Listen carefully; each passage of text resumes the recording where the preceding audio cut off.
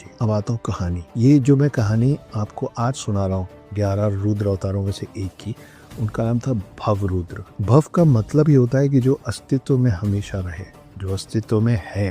तो कहानी कुछ ऐसी है कि ये जो चक्र है, समय का जो चक्र है, जो अपने आखिरी पार्ट में था, मतलब कलयुग के अंत में था। अभी तो हम कलयुग में, पिछली बार की बात हो रही है, कलयुग के अंत में था। तब तक अभाव का जो असुर था, मृत्यु का जो असुर था, इन लोगों ने सब चीजें सोखनी शुरू कर दी थी। नदियां सूख गईं, पेड़ पौधे मर रहे हैं, खाने को कुछ नहीं बचा है, फसल नहीं उग रही है, पानी ही नहीं, और बिल्कुल त्राहिमाम मच गया सब तरफ। देवी देवताओं को समझ नहीं आ रहा था क्या करें, और सबसे ज्यादा चिंतित थे ब्रह्मा इस बात से कि मैं वापस सृष्टि शुरू कैसे करूंगा, कैसे वापस मैं नदी कैसे लाऊंगा। नदी तो इन्होंने सोख ली, अब नदी कहाँ से आएगी, नदी नहीं आएगी तो फसल नहीं आएगी। हवा रोक दी इन लोगों ने, असुरों ने, इतना हाहाकार मचा दिया। और तब अचानक से गर्जना हुई बादलों से, और जब सब देवी देवताओं ने, असुरों ने, पशु पक्षियों ने, सब ने ऊपर देखा तो ऊपर से निकले थे भव अवतार। भव अवतार बहुत सौम्य थे।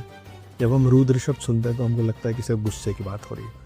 भव अवतार, ये सारे रुद्र अवतार है ना, ये सहारक है ना, ये बचाने आए हैं किसी न किसी विपदा से। कभी कभी देवताओं को बचाने आए, कभी कभी मनुष्यों को बचाने आए। जैसे ही वो बादलों में दिखे तो अचानक से खूब तेज बारिश हुई सब तरफ, और वापस से फसलें लहलाने लग गई, नदियां वापस बहने लग गई। ये जो समय चक्र को इन असुरों ने रोक दिया था, उस चक्र को शिव के इस अवतार ने, भव रुद्र अवतार ने, वापस गति दे दी। तो हम बोलते हैं ना, समय का पहिया घूम रहा है, समय का चक्र घूम रहा है। इस रुद्र अवतार ने कोई भी वेपन नहीं उठाया, कोई अस्त्र शस्त्र कुछ नहीं उठाया। इन्होंने उन असुरों को समय के चक्र में पीस दिया, उसी में पीस दिया, समय को पीछे ले गए और वापस से शुरू किए। तो इनको पुनर्जन्म का भी देवता माना जाता है। ये भव रुद्र अवतार हमको ये सिखाते हैं कि मृत्यु अंत नहीं है, वो एक नए जीवन की शुरुआत, इसलिए इनको पुनर्जन्म का देवता भी माना जाता है।